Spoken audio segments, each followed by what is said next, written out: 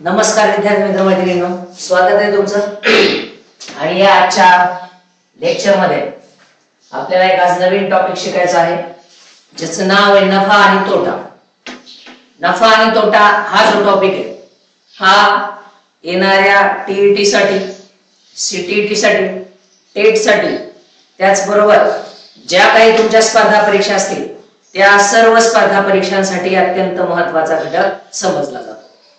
आता याच्या अगोदर आपण शेकडेवारी बघितली, आता हीच शेकडेवारी हिचाच उपयोग करून तुम्हाला नफा आणि तोटा शिकावा लागत असतो। मग हा नफा आणि तोटा शिकत असताना काय गोष्टी लक्षात राहिल्या पाहिजेत किंवा कुठल्या कुठल्या टर्म्स तुम्ही लक्षात ठेवल्या पाहिजेत, बेसिक काही संकल्पना महत्त्वाच्या आहेत त्या तुम्ही कशा वापरल्या पाहिजेत आणि प्रश्न सोडवले पाहिजेत, या सगळ्या गोष्टी आजच्या या लेक्चर मध्ये आपल्याला अभ्यासायच्या आहेत। ठीक आहे, आता आणखी चला जॉईन व्हा पटापट। ज्यांनी जॉईन केलं त्यांनी जॉईन नाही केलं त्यांनी पटापट जॉईन करा। चला ठीक आहे, ओके। आवाज येते का बघा?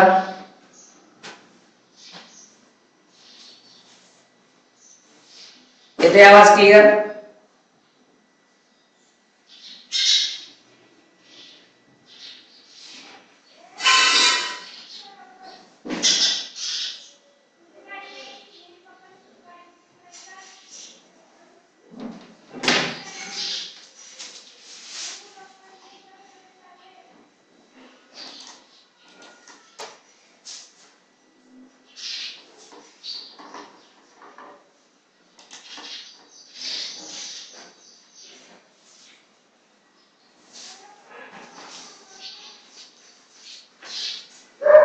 चला नमस्कार विद्यार्थी मित्र मैत्रिणींनो, स्वागत आहे तुमचं। मला वाटतं आपल्याला थोडासा उशीर झाला होता, लाईव्ह व्हायला काहीतरी अडचण होती। All good morning, all good morning. ठीक आहे, good morning all of you. Yes, तर आज आपल्याला नफा आणि तोटा या टॉपिक विषयीची अत्यंत महत्त्वाची माहिती आपल्याला घ्यायची आहे। ठीक आहे, सुरुवात थोडीशी आज चांगल्या पद्धतीने झालेली आहे। ठीक आहे, याला आपण चांगलंच म्हणतोय, आपण कधीही कोणाला वाईट म्हणत नाही। नफा आणि तोटा, ठीक आहे। नफा आणि तोटा हा जो टॉपिक आहे याला आपण व्यवहारामध्ये वापरत असतो, आणि व्यवहारामध्ये वापरत असताना आपल्या असं लक्षात येत असतं की आपण कोणत्या स्वरूपाने जातोय किंवा कुठल्या स्वरूपाने आपल्याला याला जावं लागणार आहे। ठीक आहे, मग आता नफा आणि तोटा तसं जर बघायला गेलं तर प्रॉफिट अँड लॉस हा जो घटक आहे हा घटक तुमच्या पर्सेंटेजवर आधारित आहे। कशावर आहे? पर्सेंटेज, म्हणजे आपण टक्केवारी दाखवत असतो। नफ्या तोट्याची टक्केवारी आपण कशात दाखवत असतो? पर्सेंटेज मध्ये दाखवत असतो। आणि त्यामुळे आपण याच्या अगोदरचा जो टॉपिक घेतला होता तो होता पर्सेंटेज, आणि तो पर्सेंटेज जो टॉपिक, तो पर्सेंटेज टॉपिक काय होता? पर्सेंटेज टॉपिक जो होता तो पर्सेंटेज टॉपिक, ठीक आहे, पर्सेंटेज टॉपिक जो होता तो पर्सेंटेज टॉपिक आपण पूर्ण केलेला आहे। आणि त्याच्यानंतर आता आपण हा नफा आणि तोटा शिकत आहोत। ठीक आहे, सगळे विजिबल आहात, ऑडिबल आहात? ठीक आहे, सगळ्यांना ऐकू येत आहे? त्याच्यानंतर दिसतोय सुद्धा व्यवस्थित? एकदा थम्स अप करा म्हणजे माझ्या लक्षात येऊन जाईल की तुम्हाला सगळ्यांना दिसतंय आणि ऑल ओके आहे। ठीक, आता नफा आणि तोटा या दोन संकल्पना पॅरलली आपल्याला समजून घ्यायच्या आहेत। तर सुरुवातीला आपल्याला बघायचं नफा। आता कोणत्याही एखाद्या व्यवहारामध्ये नफा कधी होतो आणि तोटा कधी होतो हे एकदा तुम्हाला मी संकल्पना एकदा क्लिअर करतो, जेणेकरून तुमच्या असं लक्षात येईल की नफा कधी होतो आणि तोटा कधी होतो। तर लक्षात घ्या, नफा म्हणजे फायदा। बरं, चला, नफा म्हणजे फायदा, याला फायदा सुद्धा म्हणतात, फायदा। आणि तोटा म्हणजे काय? नुकसान, नुकसान। ठीक आहे, म्हणजे लॉस, आणि इकडे फायदा म्हणजे प्रॉफिट। ठीक आहे, नफा हा प्लसच्या चिन्हाने दर्शविला जातो, तोटा हा मायनसच्या चिन्हाने दर्शविला जातो। कुठल्या चिन्हाने दर्शविला जातो? मायनसच्या। म्हणजे तुम्ही एखाद्या व्यवहारामध्ये तो व्यवहार तुमचा मायनस गेला तर तुम्हाला तोटा झाला, आणि तोच व्यवहार जर तुमचा प्लस राहिला प्लस, तर समजा तुम्हाला काय झालेला आहे, फायदा झालेला आहे. मग आता एक साधारण एकदम कॉमन सेन्स म्हणूया आपण त्याला, की जर एखादी वस्तू खरेदी केली आणि ती आणखी थोडासा भाव वाढवून विकली तर फायदा होईल का नुकसान होईल? फायदाच होईल ना. मग आता हे जे सूत्र दिलेले आहे, विक्री किंमत वजा खरेदी किंमत, खरेदी किंमत वजा विक्री किंमत, याने काय होतं, तुम्हाला थोडस कन्फ्युजन वाढतं. आपण एकच लक्षात ठेवायचं की जर जास्तीच्या किमतीनं वस्तू विकली, ठीक आहे, आता याला ना, ठीक आहे, याला सगळ्यात महत्वाचं काय, खरेदी किंमत महत्वाची असते. खरेदी किंमत म्हणजे खरेदी किमतीवरच तोटा आणि खरेदी किमतीवरच काय असतो, नफा असतो. म्हणजे नफा आणि तोटा दोन्ही व्यवहार हे खरेदी किमतीवर असतात, ना की तुमच्या विक्री किमतीवर. म्हणजे जर खरेदी करतानाच जर समजा एखादी वस्तू तुम्ही 100 रुपयाला खरेदी केली आणि 110 रुपयाला विकली, म्हणजेच तुम्ही खरेदी केलेली वस्तू 10 रुपये जास्त घेऊन विकली, म्हणजे 10 रुपये काय झाला, नफा झाला. 100 रुपयाला खरेदी केलेली वस्तू जर तुम्ही 90 रुपयाला विकली तर इथं 10 रुपये काय झाला, तोटा झाला. म्हणजे मुळात काय आहे, मुळामध्ये खरेदी किंमत महत्वाची आहे. म्हणजे नफा आणि तोटा समजून घेत असताना खरेदी किंमत अत्यंत महत्वाची आहे. खरेदी किमतीवरच सगळे व्यवहार तुमचे चालत असतात. ठीक आहे. म्हणजे कोणतीही खरेदी, कोणत्याही वस्तूची खरेदी किंवा सेवेची खरेदी किंवा काहीही असेल, काय असतं माहिती का, की ज्या वेळेस तुम्ही एखादा व्यवहार करता तर तो व्यवहार तुम्ही तुमच्या शक्यतो फायद्यासाठीच करा. तोट्यासाठी कुणीही कोणता व्यवहार करणार नाही. आणि जो तोट्यासाठी व्यवहार करेल तो म्हणजे त्याचं काही वरचा मजला त्याच्या मालकीचा असेल असं मला वाटत नाही. कारण प्रत्येकाला व्यवहार करून नफा कमवायचा असतो.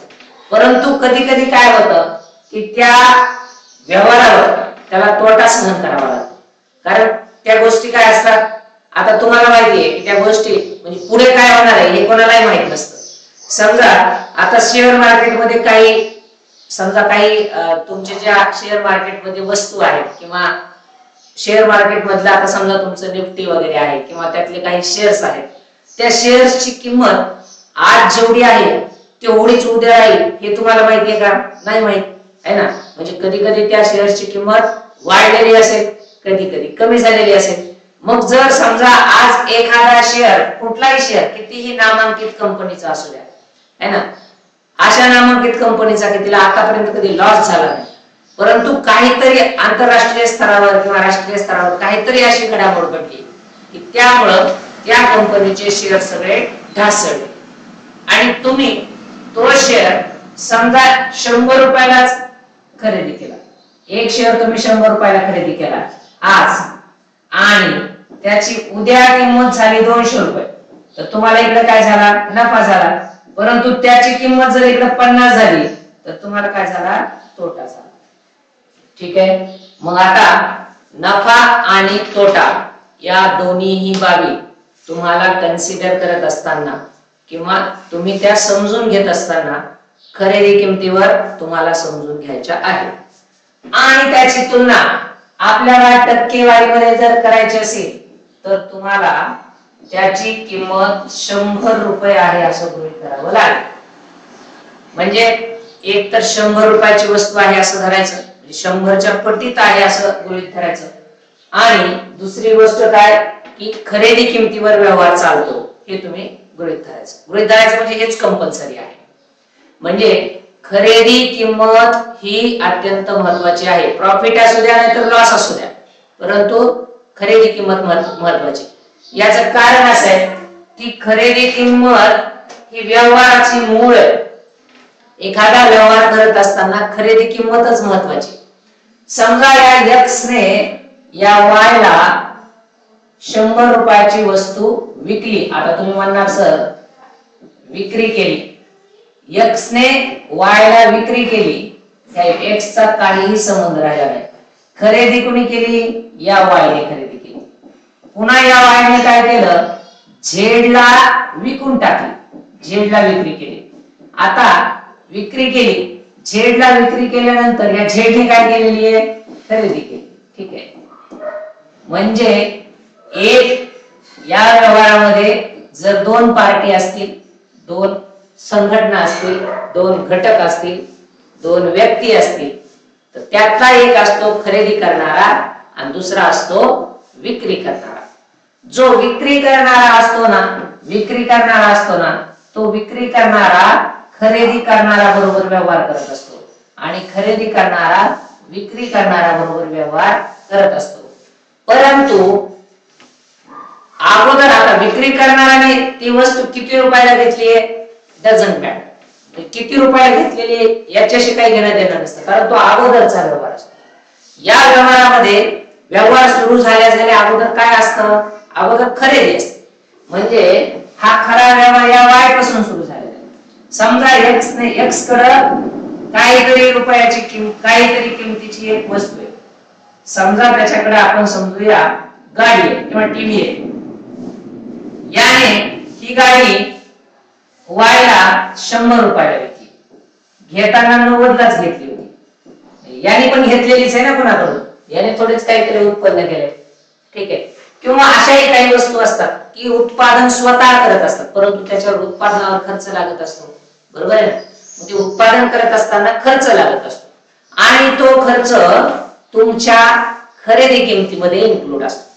आता खर्च जसा लागतो तसं एखाद्या वेळेस जर वस्तू विकत नसतील तर सूट वगैरे द्यावा लागते, सूट द्यावा लागते की नाही. मग ती सूट दिलेली ती कुठे जाणार, ती सुद्धा खरेदी किमतीमध्ये इन्क्लूड असते. बर, आता एकच व्यक्ती सगळ्या वस्तू घेऊन एकाच ठिकाणी विकू शकत नाही. मग त्यासाठी काय करावं लागतं, त्याला वेंडर्स वगैरे ठेवावे लागतात किंवा मध्ये दलाल ठेवावे लागतात, त्यांना कमिशन द्यावं लागतं. मग हे कमिशन कशात येणार, हे कमिशन सुद्धा इन्क्लूड कशात असतं, खरेदी किमतीत असतं. म्हणजे खरेदी किंमत ही तुमच्यासाठी अत्यंत महत्वाची आहे. काय महत्वाची तुमच्यासाठी, खरेदी किंमत. मग आता याच्यामध्ये आणखी काय महत्वाचं बघा सांगतो. या सगळ्या गोष्टी झाल्या. आता याच्यातले काही महत्वाचे टॉपिक तुम्ही थोडक्यात लक्षात घ्यायचे आहेत. जसं की नफा जर करायचा असेल तर विक्री किमतीतून खरेदी किंमत काय झाली पाहिजे, वजा झाली पाहिजे. म्हणजे जर नफा तुम्हाला पाहिजे असेल तर विक्री किंमत आता थोडस शॉर्ट ने लिहितो, वजा खरेदी किंमत, विक्री किंमत वजा खरेदी किंमत. बघा समजून घ्या. नफा जर हवा असेल तर जी विक्री किंमत केली आहे ती विक्री किंमत वजा झाली पाहिजे कशातून, खरेदी किंमतीतून. याचा अर्थ खरेदी किंमत ही काय पाहिजे, कमी पाहिजे, विक्री किंमत ही जास्त पाहिजे, तर तुमचा काय होत असतो, प्रॉफिट होत असतो, नफा होत असतो. तोटा जर झाला तर, तोटा तर कोणाला नकोय, परंतु तोटा होत असतो कारण व्यवहारामध्ये जर काही इन्सिडेंट्स घडले किंवा व्यवहार चांगल्या पद्धतीने झाला नाही तर तो तोटा होत असतो. समजा आता एखादी वस्तू घेतली आणि ती वस्तू जर समजा फॉल्टी लागली तुम्हाला, तर तो तुमचा तोटाच आहे. परंतु ज्या वेळेस तुम्हाला ती विकायची आहे त्यावेळेस तिची किंमत सुद्धा तेवढी येणार नाही.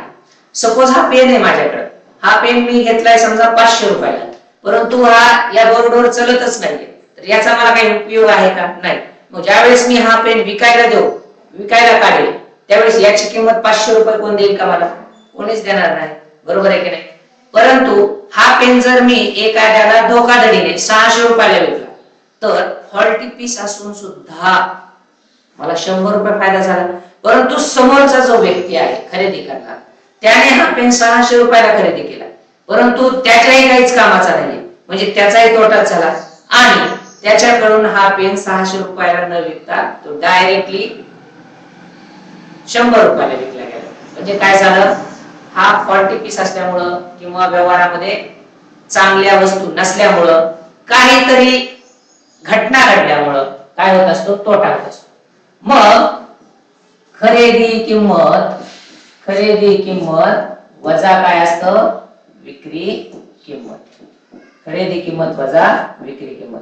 हे थोडस शॉर्ट मध्ये लिहितोय. हे झालं तुमचं नफा आणि तोट्याची दोन महत्वाची सूत्रे. ठीक आहे. आता खरेदी किंमत बरोबर विक्री किंमत वजा नफा.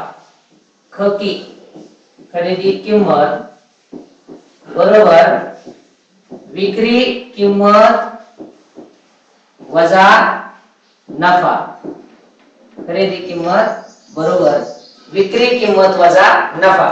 म्हणजे नफ्यातून म्हणजे आपण जर खरेदी किंमत ही जर काढायची असेल तर विक्री किमतीतून आपण काय करायचं असतो, नफा वजा करायचा असतो. म्हणजे नफा जर वजा केला तर काय होत असतो, आपल्याला खरेदी किंमत मिळते. दुसऱ्यांदा अजून खरेदी किंमत आपल्याला काढता येते. खरेदी किंमत बरोबर विक्री किंमत. हेच आहे जशास तसं, बाकी काही नाहीये. विक्री किंमत प्लस तोटा. आता जर तोटा झालेला असेल तर विक्री किमतीमध्ये जर तो प्लस केला तर आपल्याला काय मिळत असते, ठीक आहे. आता जर विक्री किंमत पाहिजे असती, विक्री किंमत जर पाहिजे असती, आता बघा काय आहे विक्री किंमत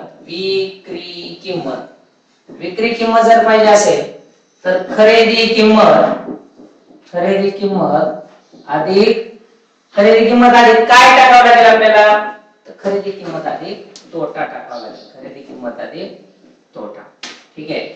आणि जर इथं दुसऱ्यांदा विक्री किंमत काढायची असेल तर विक्री किंमत बरोबर खरेदी किंमत.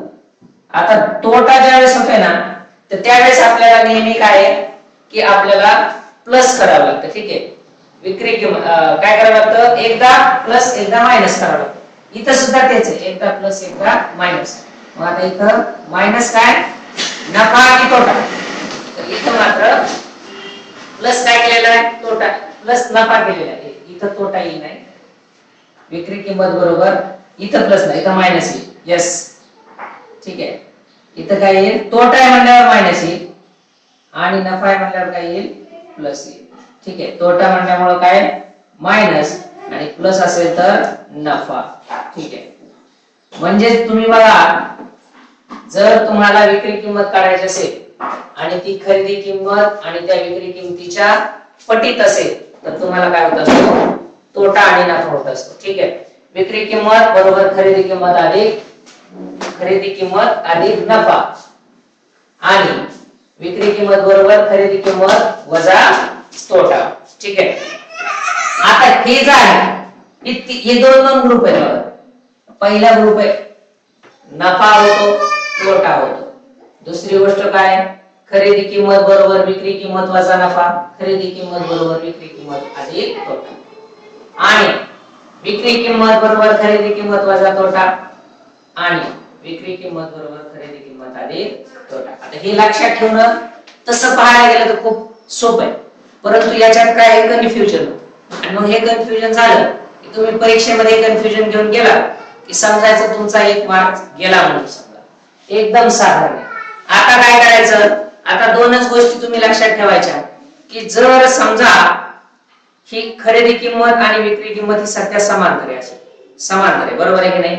जर समजा खरेदी किंमत जर जास्त झाली तर हा काय होणार तुमचा, तुम्ही एखाद्या स्टेजवर वरती गेले तुमचा फायदा होणार आहे आणि जर तुम्ही खाली गेले तर तुमचं नुकसान होणार आहे. मग ही खरेदी किंमत आहे, खरेदी किमतीपेक्षा जर विक्री किंमत कमी झाली तर तोटा आणि खरेदी किमतीपेक्षा जर विक्री किंमत जास्त झाली तर नफा. एवढंच लक्षात ठेवा.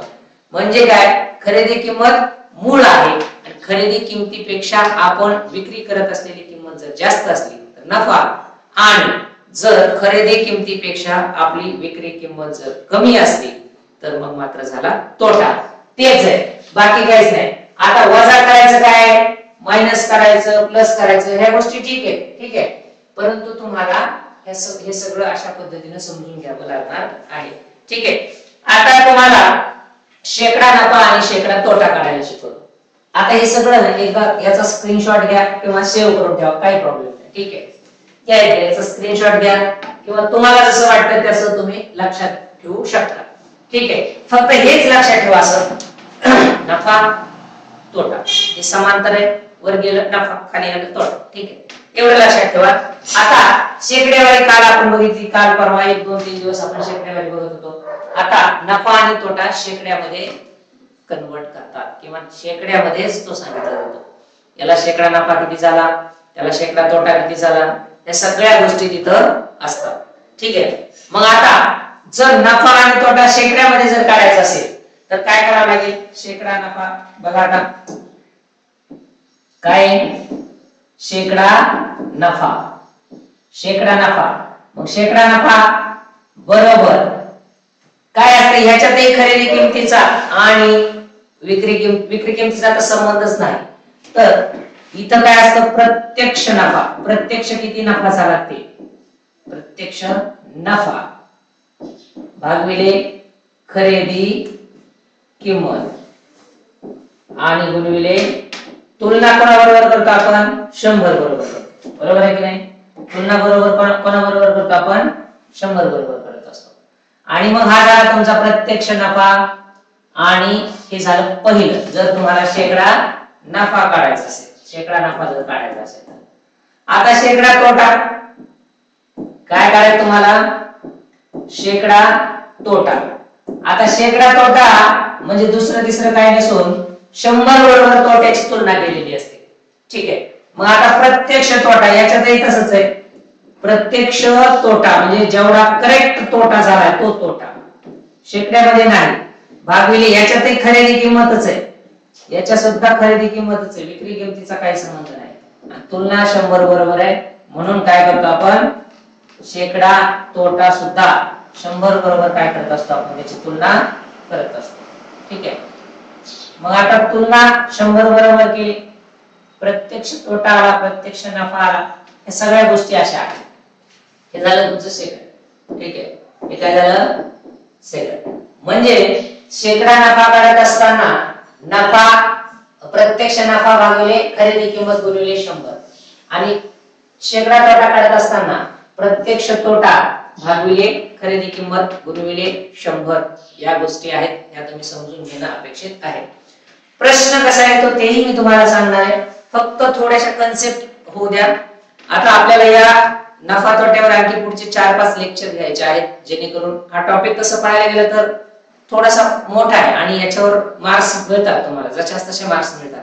म्हणून थोडंसं जरा एक्स्ट्रा आपल्याला याच्यात घ्यायचा म्हणजे आमचा प्रयत्न असतो. ठीक आहे. मग आता प्रत्येक गोष्ट यातली थोडी थोडी थोडी थोडी समजून घ्या, म्हणजे काय होईल? प्रश्न तुमचे जाणार नाहीत. आता डायरेक्टली एक प्रश्न आपण कव्हर करू. आता प्रश्न आहे 780 रुपयाची वस्तू 800 रुपयाला विकली. आता सगळ्यांनाच माहिती काय होणार आहे. 780 रुपयाची वस्तू, ही वस्तू आहे 780 रुपयाची वस्तू आहे, हिची मूळ किंमत आहे बरं का, आणि ही विकली किती रुपयाला? 800 रुपयाला विकली. किती रुपयाला विकली? 800 रुपयाला विकली. मग आता मुळामध्ये ही वस्तू 780 ची, 780 मोठे का 800 मोठे? तर 800 मोठे 20 ने. म्हणून या व्यवहारावर काय होणार आहे? नफा होणार आहे. म्हणजे मूळ किमतीपेक्षा जर जास्त किंमत आली, मूळ किमतीपेक्षा जर जास्त किंमत आली तर काय होत असतो? नफा होत असतो. मग मूळ किमतीमधून किंमत विक्री किमतीतून वजा करायची. आता ही वस्तू कोणी ना कोणाला तरी विकली आहे, कोणीतरी खरेदी केली आहे. आता ज्याने खरेदी केली त्याने 800 रुपयाला खरेदी केली आणि मुळामध्ये त्या वस्तूची किंमत 780 रुपये. आता जरी 800 ला खरेदी केलेली असली तरी ती वस्तू किती रुपयाची आहे? 780 रुपयाची. म्हणून या व्यवहारावर किती रुपये नफा झालेला आहे? 20 रुपये नफा झालेला आहे. 20 काय झालेला आहे? नफा झालेला आहे. ठीक आहे. असंच आहे दुसरे बघा, यासारखं सेम टू सेम बघा. 460 रुपयाची वस्तू 350 रुपयाला विकली. 460 रुपयाची वस्तू कितीला विकली? 350 रुपयाला विकली. आता ही वस्तूची किंमत आहे. ठीक आहे. वस्तूची मूळ किंमत किती आहे? 460. ठीक आहे. वस्तूची किंमत 460 ही आहे वस्तूची किंमत. आता ही विक्री किंमत. ठीक आहे. आता ही विक्री किंमत जरी ही विक्री किंमत असली तरी ही कोणी ना कोणीतरी खरेदी केलेली असते. ठीक आहे. त्यावेळेस ही मुळात तिची किंमत होत असते पुढच्या व्यवहारासाठी, या व्यवहारासाठी. मग आता 460 रुपयाची तुमची वस्तू होती, परंतु तुम्हाला ती विकावी लागली, तुमची मजबुरी होती म्हणून तुम्ही ती विकली कमी किमतीमध्ये. ही किंमत जास्त आहे आणि ही किंमत कमी आहे. जर विक्री किंमत कमी असली, खरेदी किमतीपेक्षा जर विक्री किंमत कमी असली तर काय होत असतो? तोटा होत असतो. या व्यवहारामध्ये तोटा झालेला आहे, दिसतंय तुम्हाला लगेच. म्हणजे 460 रुपयाची वस्तू याला 350 रुपयालाच विकावी लागली. या दोघांमधला फरक काढायचा फक्त. 0 0 6 तून 5 गेले खाली राहिले, 1 4 तून 3 गेले खाली राहिले 1. 110 रुपये त्याला काय करावं लागलाय? तोटा सहन करावा लागलाय. पण तोटा कधी कधी होतो. तोटा होण्याची कारण काय? त्याचे अनेक कारण आहेत. ती व्यवहारी तुमच्या व्यवहारावर अवलंबून असतं की तोटा कशामुळे झाला. जसं की समजा इथं 12 डझन काचेचे कप घेतले, काचेचे कप घेतले आणि वाहतुकीमध्ये त्यातले 3 कप फुटले. आता फुटलेले कप काय कामाचे आहेत का? नाही. मग किंमत देताना मात्र 12 डझनचीच द्यावा लागली, परंतु त्यातले जर 3 डझन जर फुटले तर हे 3 डझन जाग्यावर तुमचा लॉस झाला का नाही? तुम्ही खरेदी करताना खरेदी केली 12 डझन, बरोबर आहे, आणि ते आणताना वाहतुकीमध्ये खराब झाले, फुटले, नादुरुस्त झाले, चुकी म्हणजे थोडेसे फॉल्टी पीस निघले, जे काही असेल ते तुम्ही पुढच्यांना तर फसवू शकत नाही किंवा काही जण फसवतील, परंतु ज्याला त्याने फसवले त्याचंही तिथं नुकसानच होणार आहे. ठीक आहे. सांगायचा मुद्दा एकच आहे की व्यवहारामध्ये कोणालाही असा तोटा व्हावा वाटत नसतो, परंतु काही अपरिहार्य कारणामुळे तोटा होत असतो. 110 रुपये काय झाले तर तोटा झाला. मग बघा आणखी आता असं आहे की 900 रुपयाची वस्तू 1150 रुपयाला विकली. 900 रुपयाची वस्तू 1150 रुपयाला विकली. नफा झाला का तोटा झाला? नफा झाला. किती रुपये? 1150 है ना. या दोघांमधला फरक, मूळ किंमत जी असते ना, मूळ किंमत, ठीक आहे, ही मूळ किंमत असते ना, या मूळ किंमतीतून जर पुढची किंमत ऑटोमॅटिकली वजा झाली तर काय होत असतो? फायदा होत असतो. आणि मूळ किंमतीतून जर जी पुढची किंमत आहे म्हणजे विक्री केलेली किंवा खरेदी केलेली, पुढचा व्यवहार केलेली असं म्हणूया थोडक्यात, कारण तिथं दोन्ही पण व्यवहार होतात. आपण जरी शेकडेवारी खरेदी किमतीवर काढत असतो तरी सुद्धा तिथं 2 व्यवहार झालेले असतात.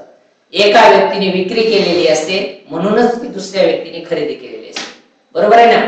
आता समजा हा माझा मोबाईल आहे, मी जर हा विक्री काढलाच नाही तर कोणी खरेदी करू शकेल का? नाही, बरोबर आहे का नाही.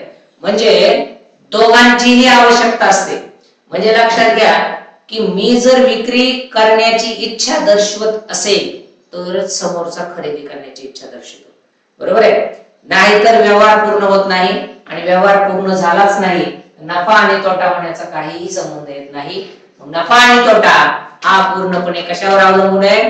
तर हा पूर्णपणे व्यवहारावर अवलंबून आहे. व्यवहार महत्वाचा आहे आणि त्या व्यवहारावर कधी कधी नफा होत असतो, कधी कधी तोटा होत असतो. हे तुम्ही क्लिअर समजून घेणं गरजेचं आहे. ठीक आहे. आता बघा 5 रुपये 50 पैसे वस्तूची किंमत 4 रुपये 25 पैशाला विकली. 5 रुपये 50 पैसे या वस्तूची किंमत आहे आणि विकली किती? 4 रुपये 25 पैसे. काय झाला? मोठ्या किमतीची वस्तू छोट्या किमतीला विकली, काय होणार? तोटा होणार, बरोबर आहे. आणि हीच वस्तू जर 6 रुपयाची असती आणि ती विकली आहे 8 रुपयाला, तर काय होणार? याच्यामध्ये फायदा होणार. फायदा म्हणजेच काय होणार? नफा होणार. नफा होण्यासाठी खरेदी किमतीपेक्षा विक्री किंमत मोठी पाहिजे, आणि जर खरेदी किमतीपेक्षा विक्री किंमत छोटी असेल तर त्याला काय होणार? तोटा होणार. हे फिक्स आहे. ठीक आहे. आणि मग याला ना वेगवेगळ्या स्वरूपामध्ये, आता जसं की डायरेक्टली 1 रुपया होता, त्यानंतर पुढे आता तुम्हाला इथं रुपयामध्ये विचारलं, त्याच्यानंतर आणखी काही वस्तूमध्ये विचारतील, काय काय विचारतील, कसंही विचारू शकतात. ठीक आहे. बघा ₹5 एक याप्रमाणे 1 डझन वस्तू खरेदी केल्या. बघा अशा पद्धतीचा प्रश्न खूप महत्वाचा असतो. ₹5 एक, ₹5 एक याप्रमाणे 1 डझन वस्तू खरेदी केल्या. 1 डझन वस्तू खरेदी केल्या. एका डझनामध्ये किती वस्तू बसतात? तर 12 बसतात. आणि ₹5 एक आहे म्हणजे 12 पंचे 60 रुपयाच्या वस्तू तुम्ही खरेदी केलेल्या आहेत. ठीक आहे. मग या 60 रुपयाच्या वस्तू खरेदी केल्या, त्यातल्या 2 वस्तू फुटल्या. मग आता 12 वस्तू आहेत, त्यातल्या 2 वस्तू फुटल्या म्हणजे वस्तू 10च राहिल्या. वस्तू किती राहिल्या? 10च राहिल्या ना. आणि मग या 10 वस्तू राहिल्या, उर्वरित वस्तू ₹70 विकल्या. आता बघा या 10 राहिल्या तरी सुद्धा ह्या किती रुपयाला विकल्यात? ₹70 विकल्यात. आता 12 होत्या तरी आपण खरेदी केल्या कितीला? 60 ला. आणि 10 होत्या तरी सुद्धा कितीला विकल्या? 70 ला. या व्यवहारामध्ये 2 वस्तू फुटल्या तरी सुद्धा ₹10 काय झालेला आहे? नफा झालेला आहे. का? कारण ₹5 वस्तू ₹7 विकली. प्रत्येक वस्तू मागे ₹2 त्याने काय केलेला आहे? प्रॉफिट काढलेला आहे. प्रत्येक वस्तू मागे ₹2 प्रॉफिट काढला. जरी इथं 12 वस्तू होत्या, बरोबर आहे का नाही? जर एकही वस्तू फुटली नसती तर त्याला ₹84 मिळाले असते. का? कारण दोघांचा गुणाकार आहे. एका वस्तूची किंमत ₹7 झाली प्रॉफिट मध्ये. मग हे इतकं सोपं असतंय, परंतु तुम्हाला परीक्षेमध्ये काय असतंय? कमीत कमी वेळेमध्ये जास्तीत जास्त प्रश्न अचूक पद्धतीने सोडवायचे असतात. तिथं तुमचा गोंधळ होतो आणि म्हणून हातचे प्रश्न तुमचे जाण्याची शक्यता असते. आणि हातातले प्रश्न जर गेले तर समजायचं तुम्ही इतरांपेक्षा मेरिटने कमी आहात. म्हणजे जे सोपे प्रश्न असतात ते तर सगळ्यांनाच येत असतात, आणि जे अवघड असतात ते, जे अवघड म्हणण्यापेक्षा ज्या संकल्पनेवर आधारित असतात किंवा काहीतरी तिथं टाइम मॅनेजमेंटचा प्रकार असतो, बरोबर आहे की नाही? मग तुम्हाला टाइम मॅनेजमेंट करून त्यानंतर परीक्षेचं तिथलं टेम्परामेंट असतं, बरोबर आहे? त्यानंतर ते सगळं करत असताना तुमचं माइंड कूल आहे की नाही हे बघावं लागतं. आणि कूल माइंड ठेवून सुद्धा तुम्हाला ते प्रश्न टॅकल करायचे असतात. कमीत कमी वेळेत प्रश्न सोडवायचे असतात. आणि जर तुम्ही घाई गडबडीमध्ये काहीतरी थोडंसं मागं पुढे झालं तर तो प्रश्न तुमचा जाण्याची शक्यता असते. आणि ते प्रश्न तुमचे जाऊ नयेत याच्यासाठी सराव महत्वाचा असतो. बाकी काहीच नाही. इथं हुशारी महत्वाची नाही, इथं फक्त आणि फक्त सराव महत्वाचा आहे. बाकी विषयाला तुम्हाला लक्षात ठेवावं लागतं. इथं लक्षात ठेवायची काहीच गरज नाही. इथं डायरेक्टली अंक आकडे मोड असते. तुमच्या समोरासमोर सगळी उदाहरणं असतात. फक्त कॅल्क्युलेशन्स कसे करायचे हे तुम्ही लक्षात ठेवायचं असतं. आणि हे कॅल्क्युलेशन्स कसे करायचे हे जर तुम्ही रोजच्या रोज व्यवस्थित सराव केला तर ते ऑटोमॅटिकली येत असतं. म्हणजे गणित आणि बुद्धिमापन चाचणी हे दोन्हीही घटक, दोन्हीही विषय हे फक्त आणि फक्त सराव करणाराचे आहेत. जो सराव करेल तो इथं काय असणार आहे? किंग असणार आहे. हे तुम्ही इथं लक्षात घेणं अपेक्षित आहे. ठीक आहे. आता शेकडा नफा आणि शेकडा तोटा आपण काढायला शिकू. आता एक वस्तू ₹500 खरेदी करून, बघा आता एक वस्तू ₹500 खरेदी करून, एक थोडंसं लिहितो. एक वस्तू ₹500 खरेदी करून, ₹500 खरेदी करून समजा एक वस्तू आहे ₹500 खरेदी केली. ₹500 खरेदी करून ₹600 विकली. ₹500 खरेदी केली, ₹600 विकली. ठीक आहे. विकताना त्याने ₹100 फायद्यावर विकली. तर त्या वस्तूवर शेकडा नफा किती? तर शेकडा नफा किती असा प्रश्न विचारतात. तर शेकडा नफा किती? शेकडा नफा किती? म्हणजे याची तुलना तुम्हाला कशा बरोबर करायची? शेकड्या बरोबर करायची. हे तर तुम्हाला स्पष्ट झालं. एक वस्तू आहे आणि ती वस्तू काय केलेली आहे? एक खरेदी विक्री झाली आणि त्या खरेदी विक्रीमध्ये काय आहे? तुम्हाला ती वस्तू शेकड्या नफ्यावर तुम्हाला विकली. आता प्रत्यक्ष नफा किती हे जर सांगितलं तर तुम्ही लगेच सांगा की सर 500 रुपयाला वस्तू होती आणि ती 600 रुपयाला विकली, म्हणजे प्रत्यक्ष नफा किती झालाय? 100 प्रत्यक्ष नफा झालेला आहे. आणि प्रत्यक्ष नफा जर 100 झालेला असेल तर थोडस पाठीमागे येऊ आपण. बघा थोडस पाठीमागे आलं, आपल्याला शेकडा नफा काढायचा. तर मग प्रत्यक्ष नफा भागिले खरेदी किंमत गुणिले 100. प्रत्यक्ष नफा शेकडा नफा जर काढायचा असेल तर प्रत्यक्ष नफा भागिले खरेदी किंमत गुणिले 100. मग आता खरेदी किमतीवरच आहे सगळं, बाकी दुसरं काहीच नाही. मग आता खरेदी किंमत किती आहे? एक वस्तू 500 रुपयाला खरेदी केली, म्हणजे खरेदी किंमत किती आहे? 500. मग प्रत्यक्ष नफा किती झाला? 100. खरेदी किंमत किती आहे? 500. आणि मग गुणिले किती करायचं? 100. आणि मग बघा भागाकारातली संख्या भागाकारामध्ये, गुणाकारातली संख्या गुणाकारामध्ये. 0 कटला 0 कटला 0 कटला 0 कटला, 5 1 5 5 2 10. किती टक्के? 20% शेकडा नफा. 20% शेकडा काय झालेला? नफा झालेला. ठीक आहे. मग आता एखाद्या किमतीवर जर 20% नफा होत असेल तर ते टॅली पण करून घेऊ आपण. बरोबर आहे का नाही ते बघितलं पाहिजे. कारण काय असतं माहितीये का, प्रत्येक ना तुम्हाला अशा शंका आल्या पाहिजे, बरोबर आहे का नाही, बरोबर आहे का नाही, हे तुम्हाला कळलं पाहिजे. किंवा तुम्ही शंकेखोर असलं पाहिजे, अभ्यास करत असताना शंकेखोर असलं पाहिजे. बघा आता 500 रुपयाचा सर तुम्ही म्हणले की 20% नफा झालाय, आम्हाला 500 रुपयाची 20% काढून दाखवा. 500 गुणिले 20 भागिले 100. 0 कट 0 कट 0 कट 0 कट. 5 2 10. 0 जशास तसा 100 आलेले. मी जर पुन्हा या 500 मध्ये आलेला नफा 100 जर प्लस केला तर 600 येतं. आणि मग बघा बरोबर आहे का चूक आहे? किती रुपयाला विकले त्याने? 600 रुपयाला विकले. क्लिअर आहे? बरोबर आहे. आता हे जर 600 रुपयाची वस्तू 500 रुपयाला विकली असती तरी 20% तोटा आला असता आणि 20% तुमचं 100च आलं असतं. ठीक आहे. हे अशा पद्धतीनं आहे. शेकडा नफा असू द्या किंवा शेकडा तोटा असू द्या, याच्यावर तुम्हाला व्यवस्थितरित्या उदाहरणं सोडवायला लागतात. एक वस्तू 200 रुपयाला खरेदी करून 150 रुपयाला विकली. एक वस्तू बघा, एक वस्तू किती रुपयाला? 200 रुपयाला खरेदी करून किती रुपयाला विकली? 150 रुपयाला विकली.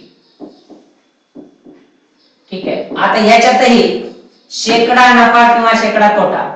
आता 200 रुपयाची वस्तू कितीला विकली? 150 ला विकली, म्हणजे मायनस आहे. मग मायनस आहे याचाच अर्थ तोटा आहे. तोटा जरी असला तरी खरेदी किमतीलाच महत्व आहे. मग आता प्रत्यक्ष तोटा किती झाला? 50. आणि खरेदी किंमत किती? 200. खरेदी किंमत किती? 200. प्रत्यक्ष तोटा 50, खरेदी किंमत 200. आता हे बघा इथं दोन व्यक्ती आहेत, इथं कन्फ्युजन होतं तुमचा. इथं दोन व्यक्ती आहेत असे. हे दोन व्यक्ती, हे विक्री करतोय, हे विक्री करतोय, हे काय करतोय? खरेदी करतोय. म्हणजे दोघांचे व्यवहार कसे असतात? याने केली खरेदी आणि याने केली विक्री. याने विक्री केली म्हणूनच याने खरेदी केली, म्हणजे व्यवहार काय? एकच आहे. मग आता 200 रुपयाला खरेदी केलेली 200 रुपयाला खरेदी केलेली वस्तू किती रुपयाला विकली त्याने? किती रुपयाला विकली त्याने? 150 रुपयाला विकली. मग 150 रुपयाला विकली म्हणलं की ही विक्री किंमत आहे आणि खरेदी किंमत काय? मूळ किंमत आहे. मग गुणिले काय? 100. 100 कशामुळं? तर आपल्याला तुलना करायची आहे. तुलना कशा बरोबर करायची? तर आपल्याला शेकड्या बरोबर तुलना करायची आहे. आणि मग शेकड्या बरोबर तुलना करायची आहे म्हणून आपल्याला काय करावं लागतं? या पद्धतीनं सोडवावं लागतं. इथपर्यंत काही अडचण कोणाला? ठीक आहे. काही अडचण कोणाला आहे? सगळं क्लिअर आहे? ठीक. मग सोडवा.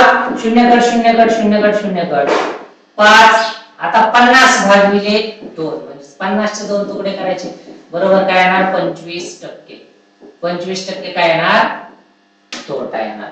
25% तोटा. म्हणजे कोणत्याही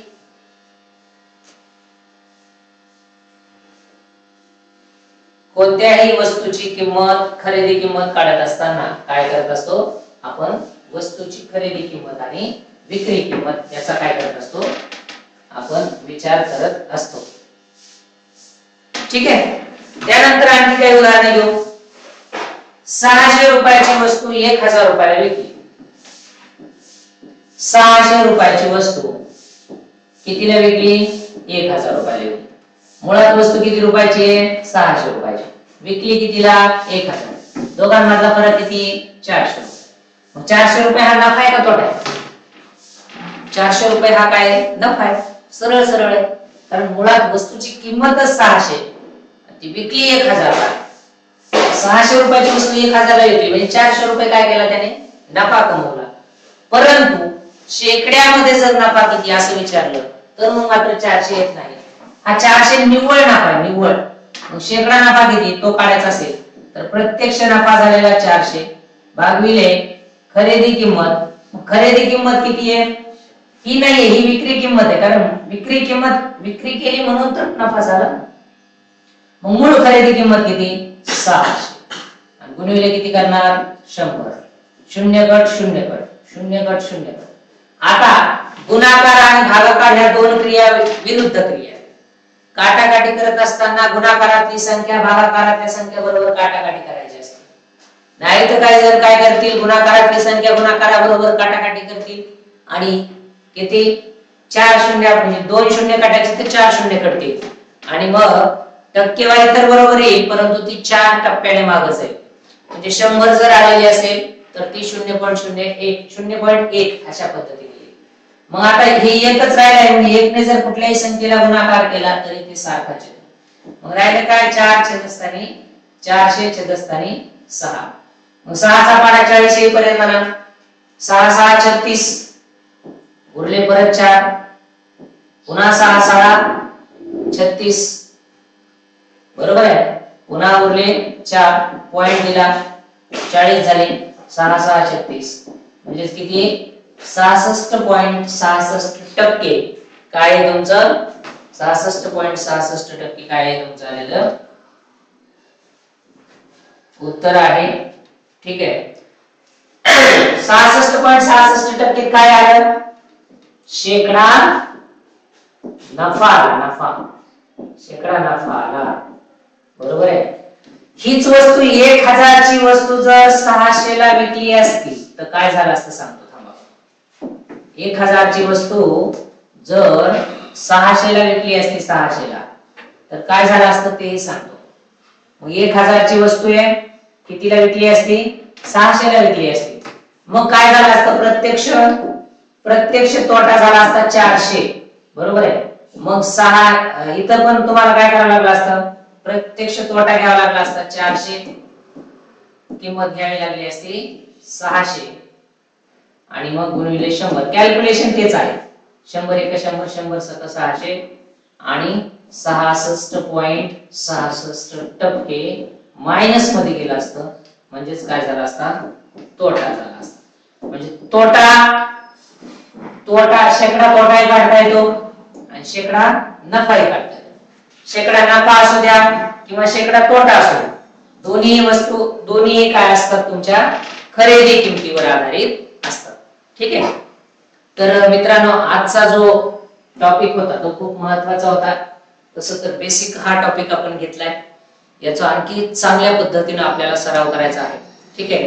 रोज आपण 7:15 पासून ते 8 पर्यंत आपण क्लास घेतोय आणि संध्याकाळचा जो क्लास आहे तो आहे आपला 8:30 पासून ते 9 पर्यंत.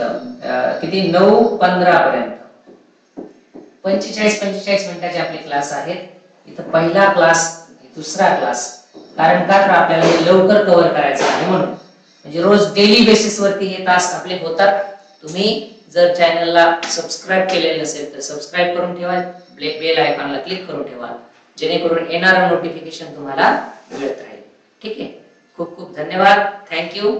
जय हिंद जय भारत.